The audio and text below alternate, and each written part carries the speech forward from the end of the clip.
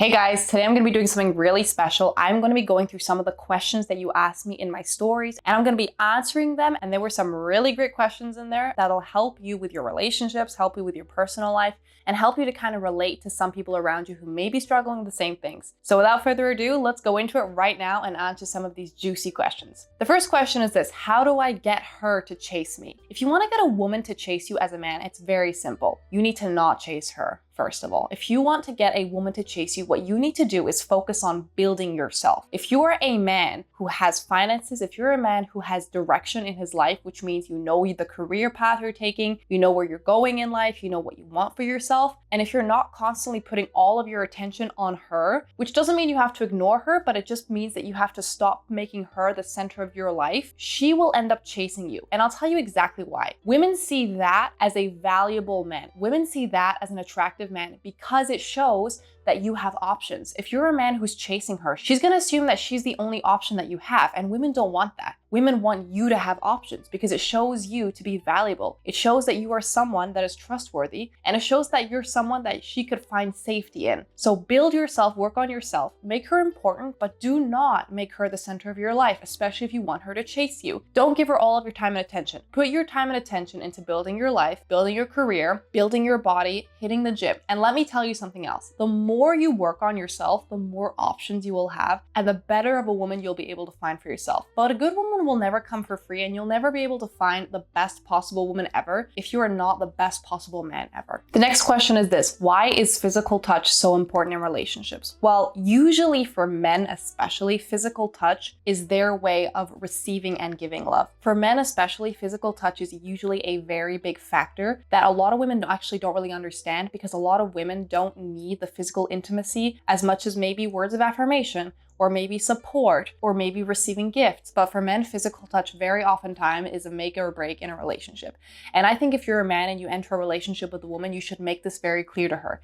Explain to a woman, look, physical intimacy, physical touch is very important to me because it makes me feel loved, it makes me feel seen, it makes me feel taken care of, and it helps me relax. If you don't explain this to a woman, she might not understand it. Although there are many women who also love physical touch, I also love physical touch as a love language, it is not every woman's cup of tea. So if you're a man and you're in a relationship, make it clear to her. Many men love physical touch because it means to them that you're taking time exclusively for them, you're pouring into them, and it makes them feel energized and refreshed and helps them to boost their confidence, to boost their energy, and helps them feel less alone in the world in general. The next question I got is: how do I stand out to men who are more attractive than me? Let me tell you something. While physical attraction is very essential in the starting phase for a woman cannot really respect you and really love you unless she finds you physically attractive. It is definitely not everything, because if you have a pretty face or pretty body but you have nothing else, then that's not going to keep a woman either. If you want to be better than other men who you might perceive as more physically attractive than you have to work on your personality and who you are. Do not be a man who chases women, for example. Be a man who's confident in yourself. Be a man who attracts rather than chases. If you're worried about certain things that you find unattractive about yourself, start with the gym. The more you work on yourself physically, the more attractive you'll be to women. Whoever's telling you that women don't necessarily like muscular bodies is lying to you. Women want men who are fit. You don't have to look like a bodybuilder, but don't look like a slob either. Work on your six-pack, work on your arms, work on your legs. Women find that very attractive because it shows them that you have discipline, it shows them that you're able to work towards something, and it shows them that you can protect her. So work on yourself physically. If you don't like your hair, maybe change it up. If you don't like the fact that you have facial hair, try without, or maybe try with. There's so many things you can change as a man that aren't necessarily a make or break for women. A man's physical appearance, like I said, is important initially to a woman,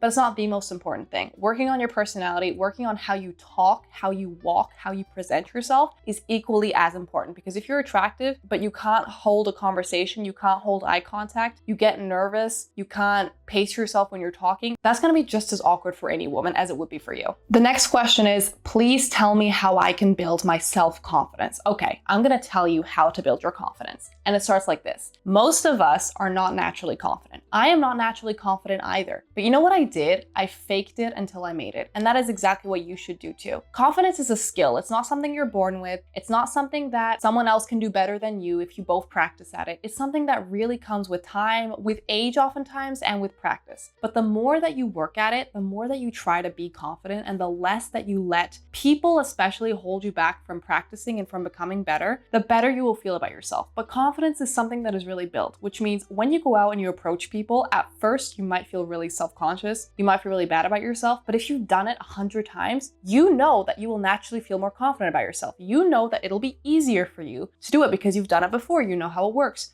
You know how the game works. And that is the same with everything in life. When you took your first steps as a baby, you were wobbly. You didn't know how to do it. You were unsure. You probably thought you would fall. But now you walk the same way you talk. You don't have to think about it. And it's the same with any skill, including confidence. Confidence is built over time. So start by going out and putting yourself in situations to work on that. Start by going out and understanding that you might suck at it at first, but then you will suck less, and then you will get better and better, and then you'll be amazing at it. But it needs to start with you taking the initiative of going out and trying. And that's exactly what I did. I am self-conscious by nature, very self-conscious by nature, but I just did it. I did it, and now I can do it. I might not always feel confident, but no one can tell because I act confident, and that is what counts. The next question is this. Why do people say being too nice nowadays isn't good when it comes to relationships? Well, I'll tell you why.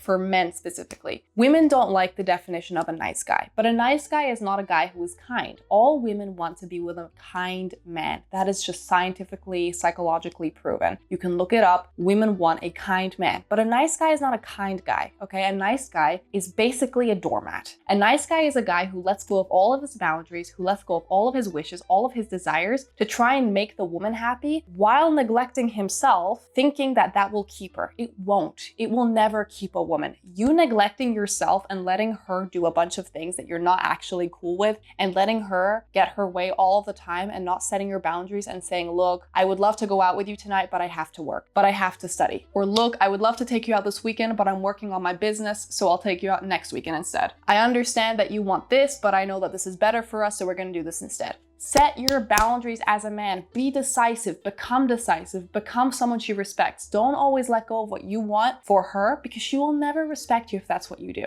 Remember that. And that is what being a nice guy is. A nice guy is not a kind guy. It's not the definition of being nice. It's the definition of letting yourself go, letting your needs go and your self-respect go by trying to please her so that you'll keep her, because that will never keep a woman. A woman wants a man she can respect, and she can only respect you if she feels safe with you. And she'll only feel safe with you if you're making decisions that you know are good for both of you. And the last question is this: do I think a high body count is bad for a woman? Yes, I do. And the reason I do is because having a high body count as a woman often shows that you don't really respect yourself, you don't really know where you're going in life, and you don't really have any ambitions or goals for yourself. But it's the same for men. Having a high body count often means that you're not trustworthy because you aren't able to keep boundaries and to preserve yourself. Having a high body count often means that you do not have as many morals, you don't have as many standards, and you're easy. Having a high body count often implies that you haven't been thinking about your future and you don't really know what you want for yourself long term. I really believe that a woman who has a low body count is someone who knows where she's going in life, someone who probably has more morals and more standards for both herself and her husband, and someone who is more trustworthy in the long run because you know that she doesn't need to go and sleep with someone whenever she has the urge. That is something that is also problematic for a woman with a high body count. I'm also going to be making a longer video on this as soon as possible, but that is all the questions for today. Let me know if you have any more questions down below. Can't wait to do another one of these very, very soon. Have a great day today and stay tuned for part 2 very soon.